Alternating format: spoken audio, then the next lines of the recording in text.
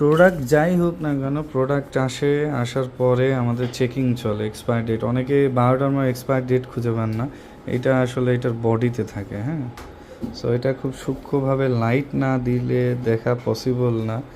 তো আমাদের তো প্রোডাক্ট আসার সাথে সাথে আমরা এগুলারে খুব ভালোভাবে চেক করি, এবং এইভাবে ঠিক আমাদের প্রোডাক্টগুলা লাইট দিয়ে চেক দেওয়া হয় যে প্রোডাক্ট ঠিক আছে কি না, কোনো ড্যামেজ আছে কি না, প্লাস সাথে লট অ্যান্ড এক্সপায়ার। শর্ট ডেটের প্রোডাক্টগুলো আগে বিক্রি হবে, লং ডেটের প্রোডাক্টগুলো পরে বিক্রি হবে। সো আপনারা জানেন আমাদের ওয়েবসাইটে ডাইনামিকভাবে প্রোডাক্টের এক্সপায়ার ডেট দেখায়। হ্যাঁ, লট চেঞ্জ হওয়ার সাথে সাথে প্রোডাক্টগুলা, যেমন এই পাশেরগুলা একটু শর্ট ডেট, এই পাশেরগুলা অনেক লং ডেট। তা আমরা সবগুলা দেখছি, বাছাই করছি।